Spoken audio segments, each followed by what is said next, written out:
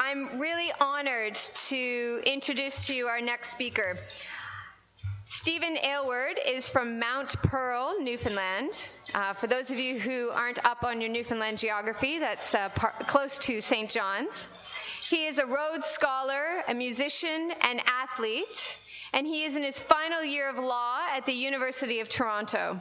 Next year, Stephen will be clerking for the Justice Cromwell at the Supreme Court of Canada. And today, yes, very impressive. Today, Stephen will share with us his personal experience living with retinitis pigmentosa. Welcome, Stephen.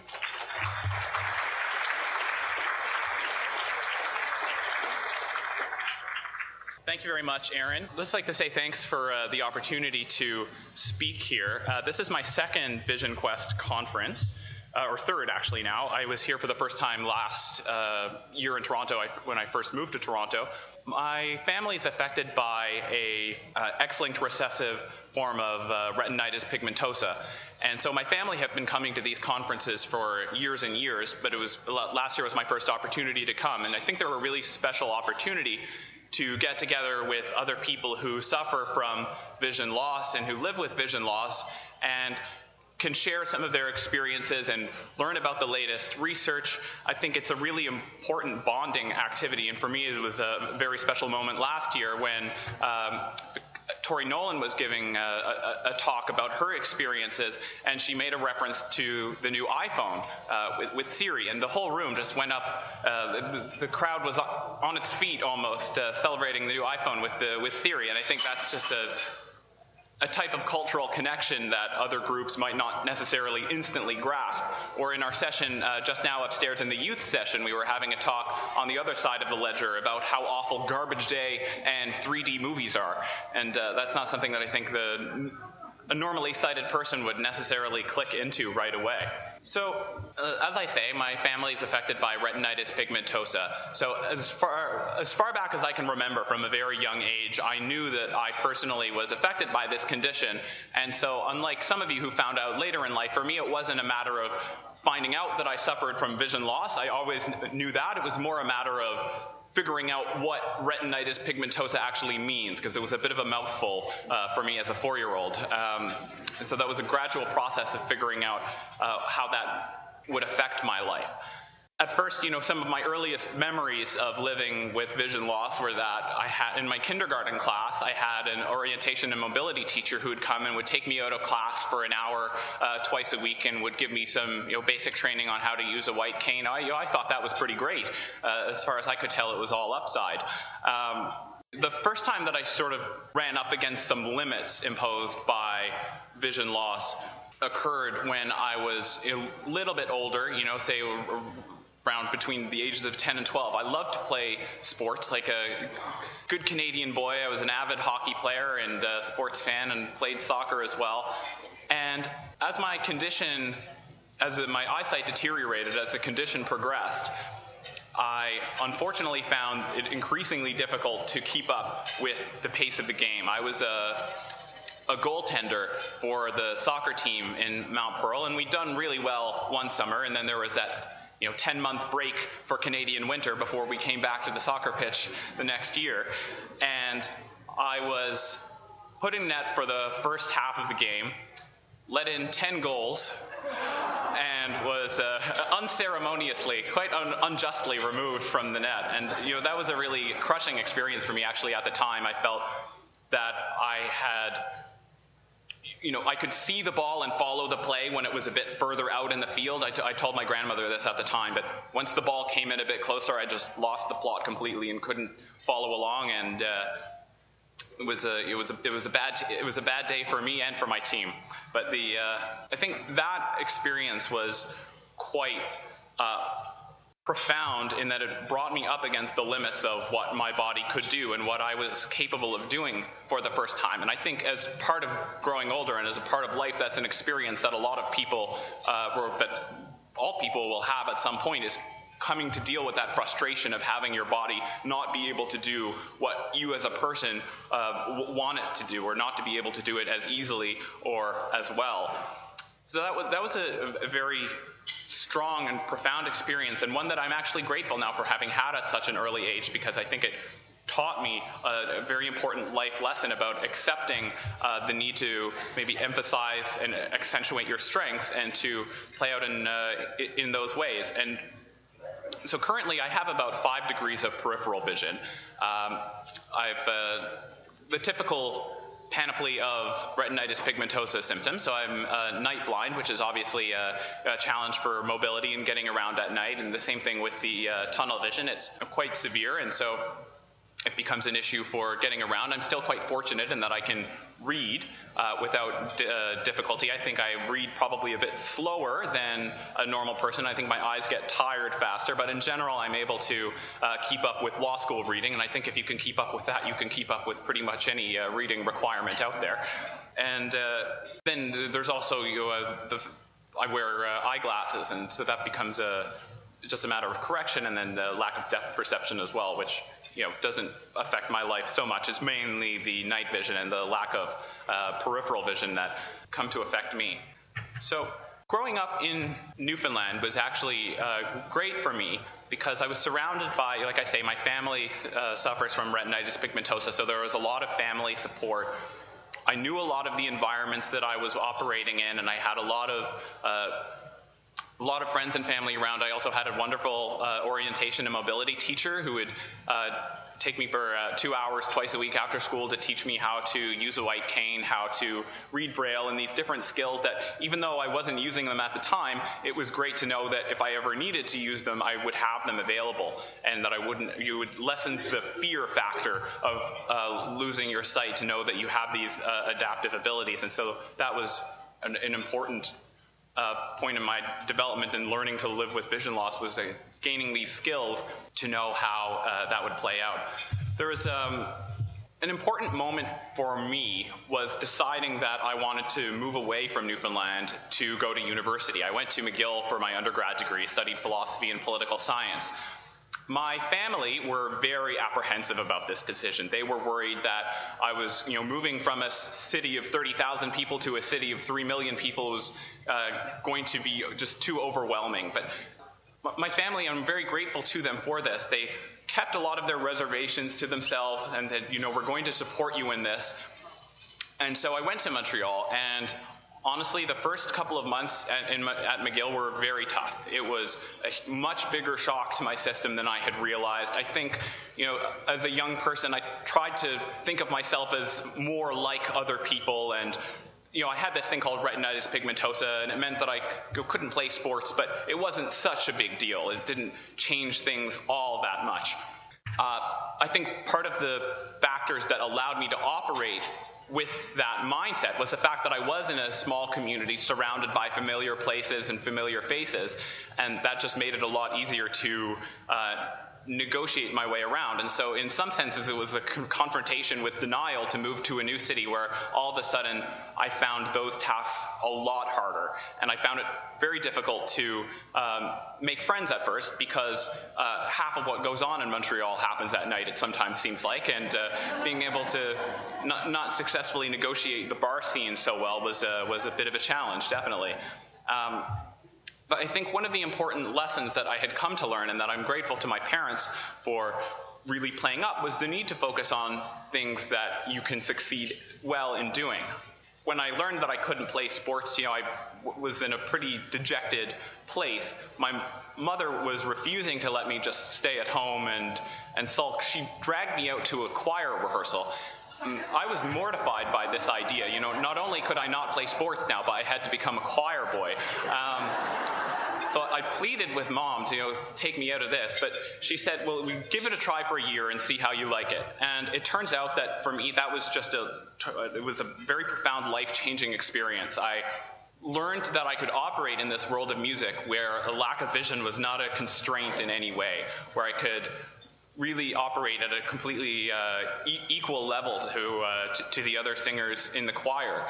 And that was a really important experience for me. And also in interacting with a crowd that were a bit more mature in the choir, it gave reinforced some self-confidence in that way. And so that was a lesson that I then got to implement in a whole new way when I moved to Montreal, when I moved to McGill. And getting back to that idea of stressing things that I was good at. So I joined the debate club at McGill, and I joined a choir at McGill as well, and I made a lot of really great friends through that, and friendships that have lasted with me. My wonderful girlfriend Aria, who's here as a volunteer today, was someone I met through the choir at McGill, and so I learned to establish myself in new environments.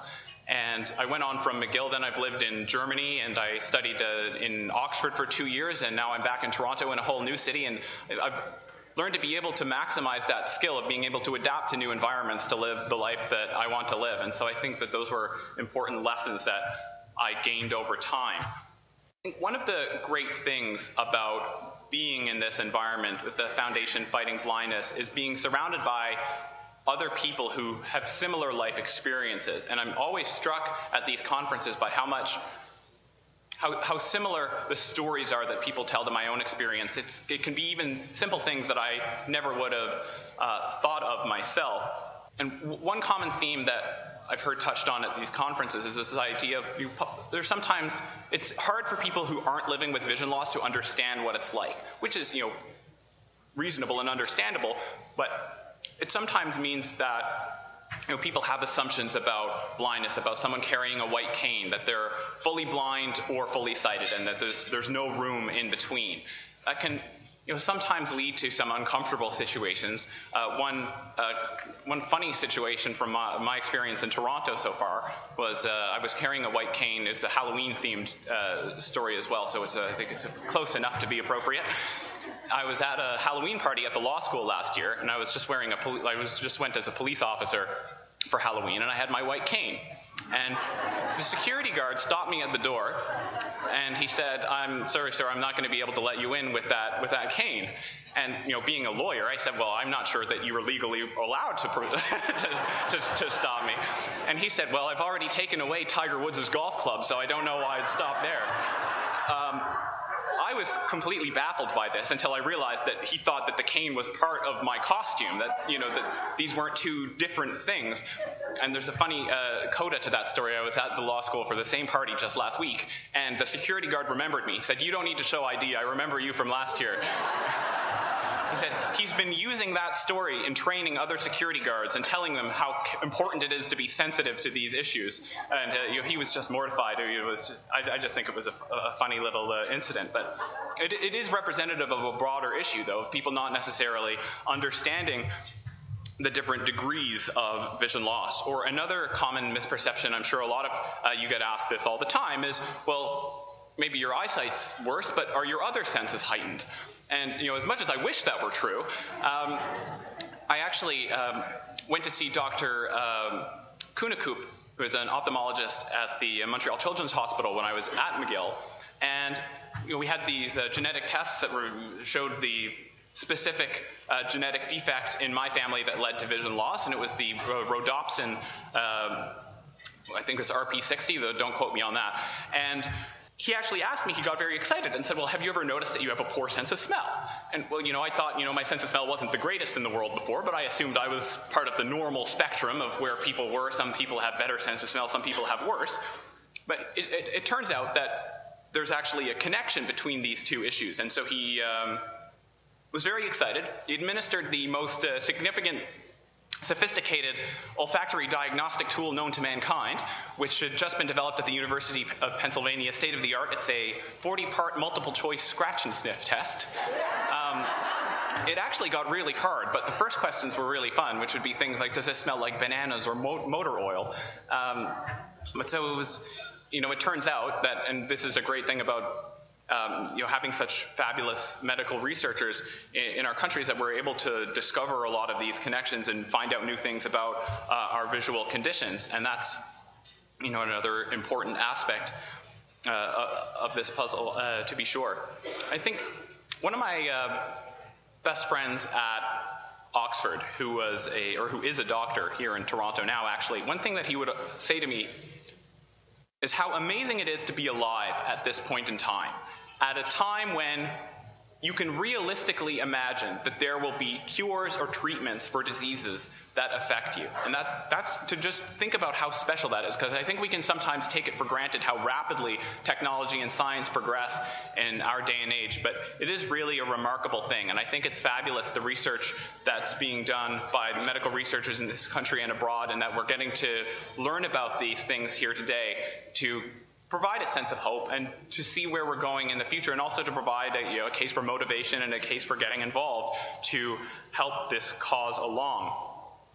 It's also great, the Foundation Fighting Blindness, for getting together and getting to talk about new technologies and ways of dealing with vision loss. There's a part of living with vision loss that is sometimes you end up with very simple technologies that can change your life in a lot of ways. For example, all of my socks are black.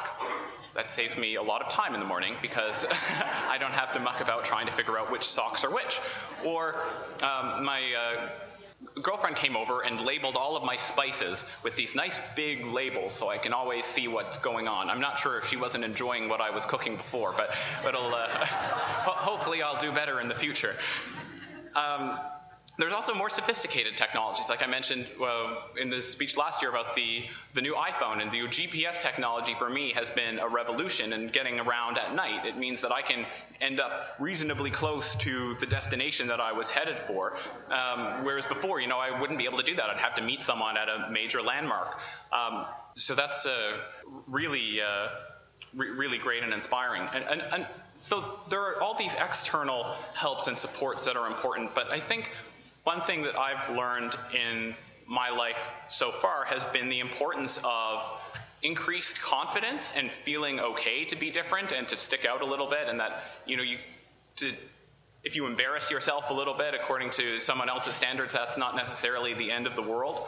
I think part of my state of being in denial about vision loss before was this fear of being different.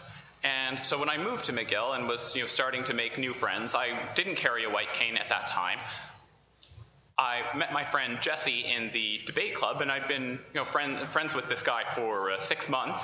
And I was walking with him on campus, and I ran into a tree.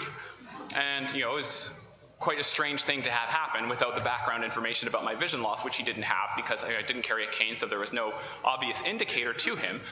And I explained it to him at that point.